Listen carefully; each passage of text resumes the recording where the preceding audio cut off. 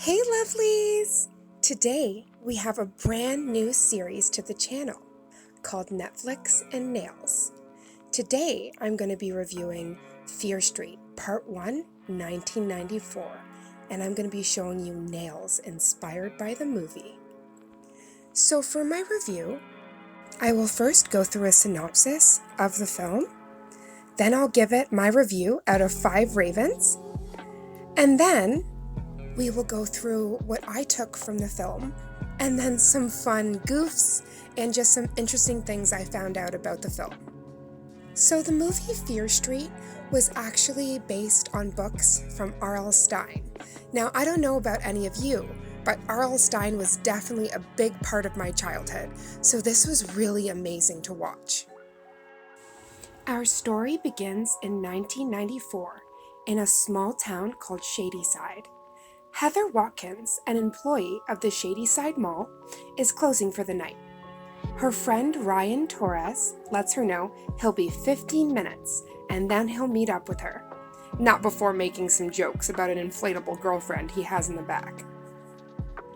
While Heather is closing up, unbeknownst to her, a masked assailant is stalking her in a full skull mask and skeleton outfit, robe and all. This mofo looks like Ghostface's brother. You know, from Scream? So as I'm watching this, my heart is literally racing because I know even though this is just the opening scene, there is going to be blood. So within a few seconds, you actually see the Skullman lunge towards Heather. And knowledge is power because this knife is blocked by a book. Sometimes it pays off working at a bookstore, am I right?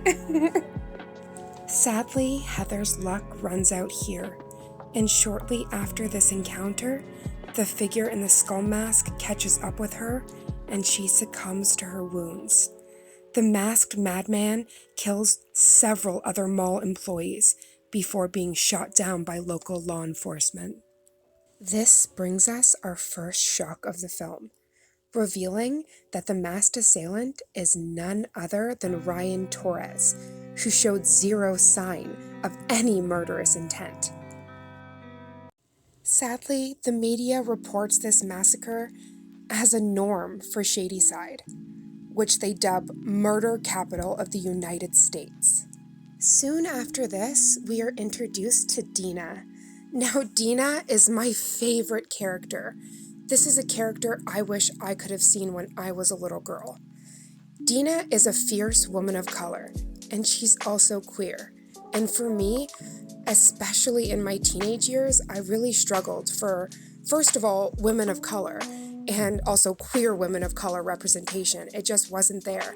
I had to do so many searches in the far reaches of the internet to find any representation of somebody who looked like me or had similar struggles as I did.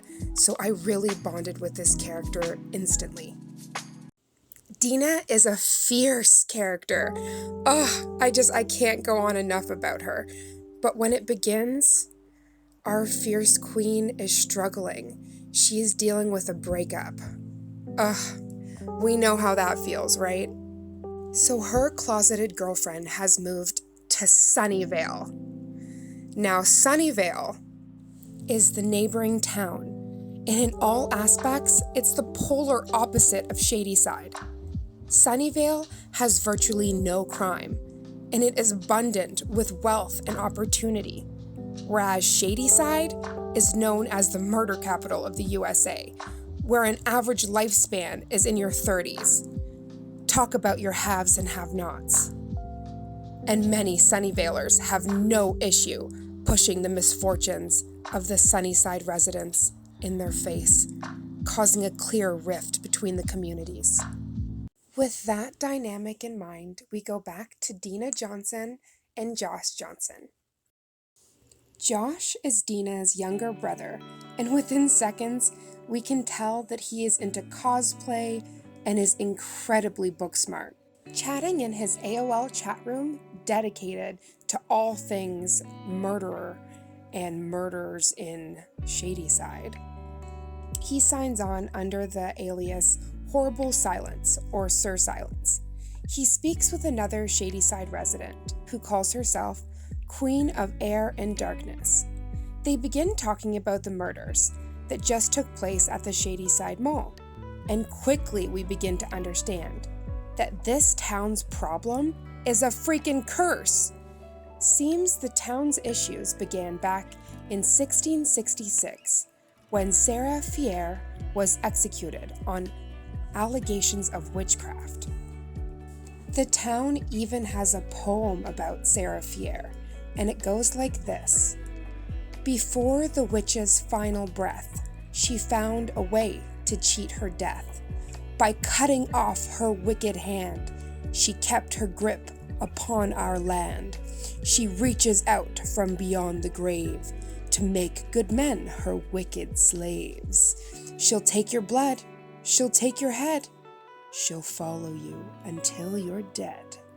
So you can get, some people really get spooked by this legend of the town. And some people, like Dina, just don't believe it at all.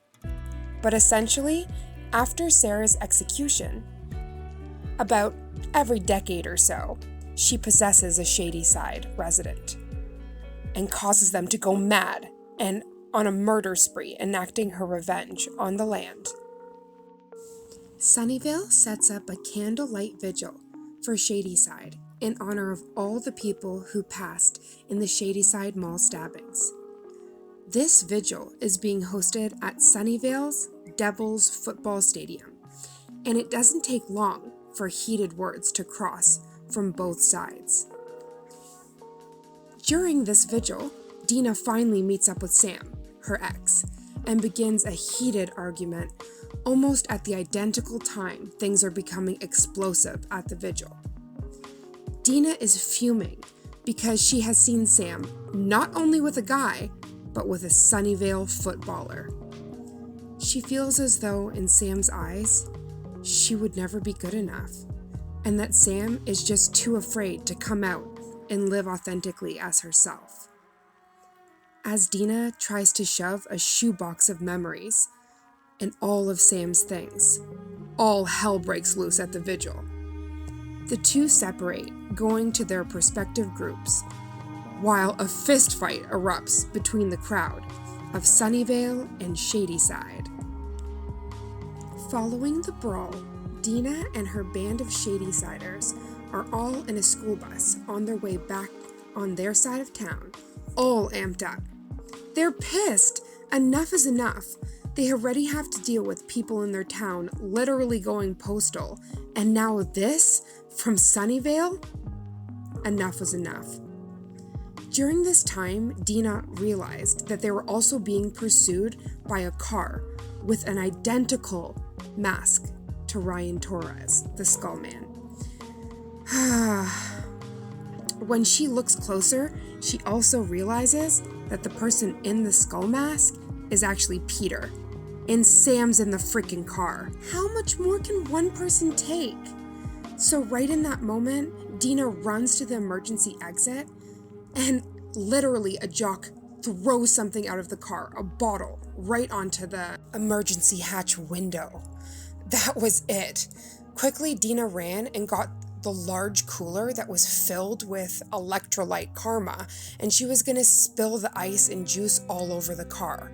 But before she could do that, her nose started to bleed. She lost control of the cooler, and it smashed into the car, derailing the entire thing into the forest.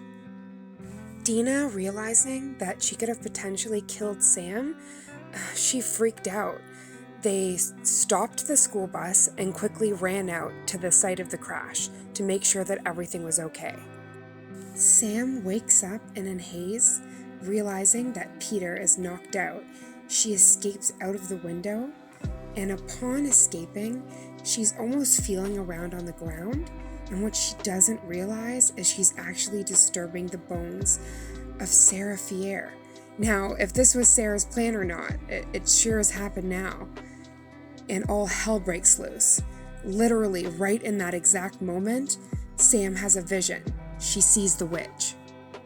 Luckily, no one is seriously injured during this car crash, but when the police arrive, neither Sunnyvale or the Shadyside kids agree to cooperate. They basically just say it was a huge accident and that Sunnyvale lost control of their car, the students, and that was that. So that night, Dina went home and she was pissed. The local sheriff took Sam to Shadyside's hospital so that she could seek medical attention because she definitely had a concussion and they wanted to see if anything else was wrong. Dina was literally replaying everything that happened the night before, including Peter threatening her life. She just didn't know what to do. Josh comes into the bedroom because she had literally been in there all day sulking, and he basically didn't give her any chance, just told her to get up. Enough was enough. So as she gets up and gets dressed, she puts on a long sleeve shirt and a t-shirt, and that moment just got me. I can't tell you how many times in high school I wore the identical thing. Even though Dina's hurt after everything that's happened, she knows she has to find out if Sam's all right. So she quickly calls Sam's residence and she gets her mom, which it didn't go well. Upon hearing that it was Dina on the line, Sam's mother replies with a hurtful, soul-crushing sentence. "You won't stop until you've ruined her life completely, will you? She's fine. Don't call here again." During this phone call, somebody kept on ringing the doorbell, and even though she yelled a few times to her brother Josh, he never answered it, clearly gaming. As she looked outside, she noticed the identical masked man that was stalking Shadyside Mall. Instantly, she knew it's Peter dressed up to scare her. Quickly going to the kitchen, she looks out the window and she sees the same man. He's moved really quick to the other side of her house. She grabs a knife and pages her best friend, Kate. I didn't mention her before, but here enters Kate. Another really feisty but fearless and sassy member of the Shadyside High School. During this scene of the movie, Kate unloads a colorful bunch of pills on the table and looks at the two girls she's babysitting and instructs them what pill to put in what dime bag, and that if they take any of the medication, they'll certainly die. Now that's one hell of an entrance. Through the entire film, even though Kate, and you'll see the other friend that I haven't mentioned yet is Simon. He's a part of the Scooby Gang. They both are dealing drugs throughout this movie. And though people in the town want to give this look like they're some horrible bad people, they're not. They're just victim of circumstance. They just want to get out of their town in any means necessary. When everything went down at the crash with Sam and the jocks and everybody else, Scooby Gang included, Sam's blood actually spilled on both Simon's shirt and Dina's shoes. And this really becomes important later, so I wanted to tell you guys that. Now, back to the strange adventures in babysitting land. Both Kate and Simon are at the house that Kate is babysitting at, and Kate is encouraging Simon to take off his bloody shirt and change outfits, all the while roping him into helping her with the chores. So Kate receives the 911 page that I was telling you about earlier, and she quickly calls Dina. Kate explains that she's babysitting, and she quickly flashes her light on and off, showing Dina which house she's in. Dina lets her know that Peter has been pranking her outside of her house with a mask and a knife. It doesn't take long for the masked assailant, whoever he is, to arrive at the house that Kate and Simon are babysitting at. At that point, all parties involved are they've had it. So that would be Dina, Kate, and Simon. They're getting stalked. And if this is actually Peter enacting out some sick revenge from an accident they didn't even mean to hurt them in the first place, then enough was enough. So they all get together and go to the local hospital so they can go to Sam's room and talk to her and get to the bottom of everything. They refuse to be pranked, let alone on their own turf, and by her ex's current? No thank you. When our Scooby Gang arrives to the hospital, this is when everything really goes left. So upon arriving, they ask for Nurse Betty, which this is a hilarious scene. I absolutely loved it. The music and everything was on point. So Betty arrives and quickly tells Kate that she can't give her any more blueberries or raspberries, and it's code. So clearly we find out who Kate's supplier is. They quickly end the small talk and just say that they really need to see a patient. So Nurse Betty quickly takes Dina to the back so that she can see Sam. Upon entering Sam's room, all the pleasantries and worrying about how she was doing pretty much gets thrown out the window because she's so furious about the fact that she's being stalked by Sam's current boyfriend. So as she's belting out all of these accusations, Sam is just looking there bewildered like, he's been here with me the whole time, so this isn't possible. And in walks Peter. So now everyone's confused, but Dina is still reaming out Sam. When the argument between Sam and Dina gets to the hottest degree, and literally they're about to say things that they can't walk away from, Peter makes the most ungodly gurgle and scream, and we see him clutch his stomach where a knife is visible. And we can clearly see he's been stabbed from behind. The girls look in absolute shock and horror as the knife is pulled out, revealing the same skulled masked assailant. The only thing is, with Peter dead and the original masked man, Ryan Torres, dead, who was this? Fearlessly, Dina charges at the masked man, hitting him with an IV stand, and then grabbing Sam's hand and getting out of Dodge, running through the halls, trying to find any exit.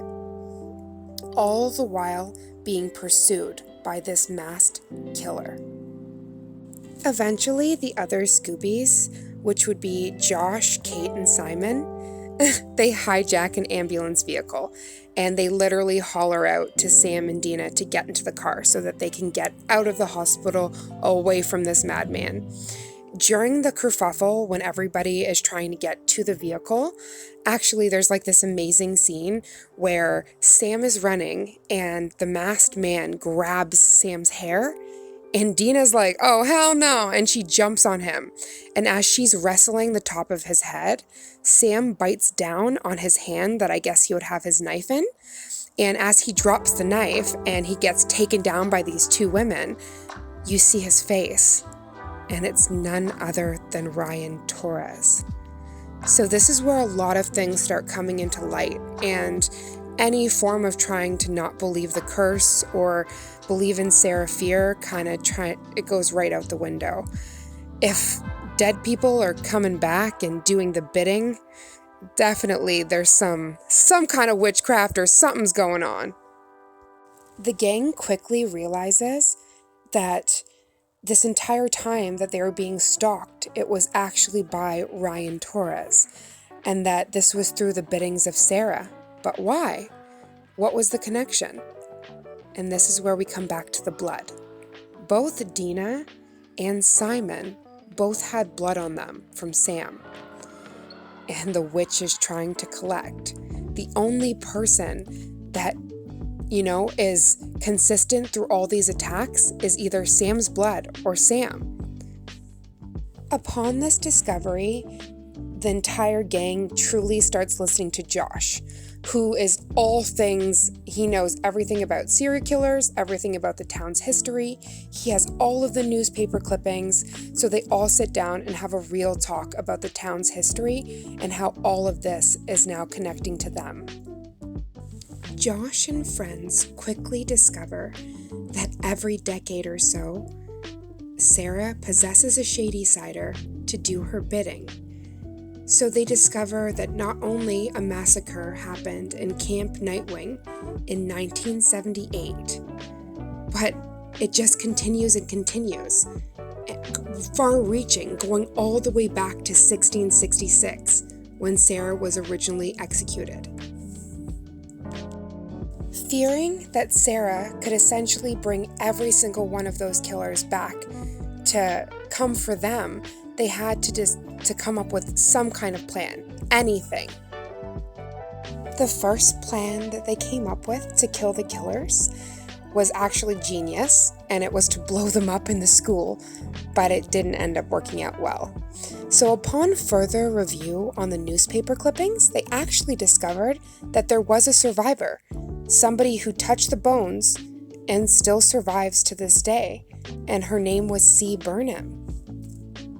They found out that not only C. Burnham was a survivor of Camp Nightwing, but that she was a survivor of Sarah, and that somehow she had died and become resuscitated.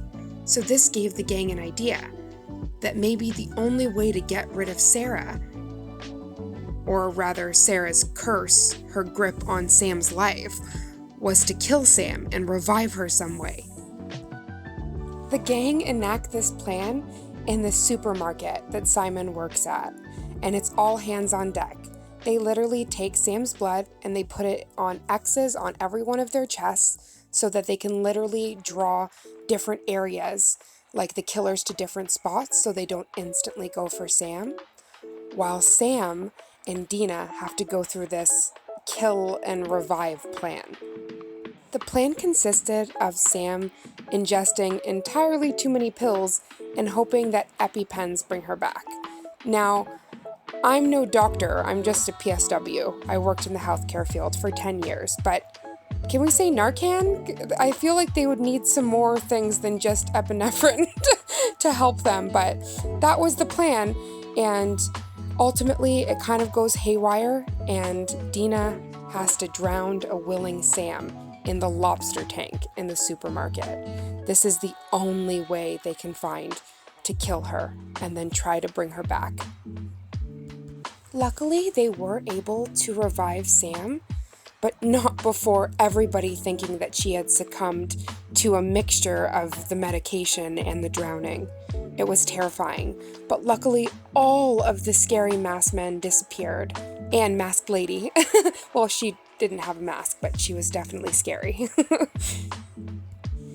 The gang thinks they've done it, but not without some casualties. Sadly, both Kate and Simon are killed during this huge altercation, and essentially, they put their lives up for the others. And honestly, this is the theme throughout this entire film that truly touched my heart. That no matter the circumstance, no matter where you come from, you create your own tribe and you do anything for those people. And I really think that these characters, they just really touched my heart. And I love this movie so very much. We literally think it's a happy ending and everything's okay, but I knew that there was going to be a but. So remember when I mentioned, and I'm really sorry if I keep butchering her name, C. Burnham? Basically, she ends up calling back, and Dina gets the call, and Sam's upstairs in her bedroom waiting for her. She gets the call, and C. Burnham is basically like, listen, the witch is not done with you. She's like, what you talking about? We got this. And she said no. Essentially that it wouldn't be over until the witch wanted it to be over, and that Sam's life was still hers. Before Dina could even turn, Sam was in front of her, with flies all around. Something didn't look right. Sam was possessed. This was one hell of an ending. Literally, my heart sank. I was like, I cannot wait to see the next one. Oh my gosh, I gotta finish this video so I can watch the rest. I was just losing it. Sadly, and I say this so often because it did break my heart, the police, they just decided to pin everything on junkies, Kate and Simon. First of all, Kate and Simon were not junkies, and they were a victim of circumstance. They were two people that had the biggest hearts and would do anything for their loved ones. And it just broke my heart that they were two people that were just trying to get out of a terrible situation, and they got caught. They gave their lives for their friends. And I truly know that their lives are not going to go like, without honor. I definitely know that all of the rest of the Scoobies are gonna live every day the best they can, but just seeing that they had to go in this film just broke my heart. But I give this film 4 out of 5 ravens. I loved it. I'm a 90s baby, and it just sent me back. I just absolutely adored this film. I always say if a movie doesn't touch your heart, then it wasn't made for you. And this was most definitely made for me. I wish this is something that I could have seen when I was younger, but it doesn't matter. I got to see it now. And the beautiful LGBT representation, and just seeing friends band together, and no matter what, stand up for what they believe in. It was just such a beautiful movie, and to say a slasher is beautiful is quite funny, but I truly loved it. And if you haven't seen this movie, I would really encourage you to go out and check it out. Especially if you have Netflix. A little Easter egg in the film is in the beginning scene in the bookstore. There's actually tons of Fear Street books from R.L. Stine, but it says Robert Lawrence, because that's his actual name. So that was a really cute tidbit that I learned. And another fun goof that I said I was going to mention. During Josh's AOL screen time, he's using a font called Calibri, if I'm saying it right. That font is not existent until 2007, so it's a fun little goof. But hey, we're into time travel in this series, so don't take it too seriously. I'm a big horror movie aficionado, but horror is not the only genre I like. So if there's any movies that you want me to review and do a set of nails inspired by, please comment down below. And if you liked this Netflix and Nails where I kind of give a synopsis and what I thought of the movie, then please like this, share this, let me know that you'd like to see more. And especially if you want to see part 2, Fear Street, part 2, 1978, which I am incredibly excited for. I just want to thank everybody for your support, and if you haven't joined the Nail family, please subscribe down below. I love to see you down in the comments as well. Can't wait to talk to you guys. Mwah!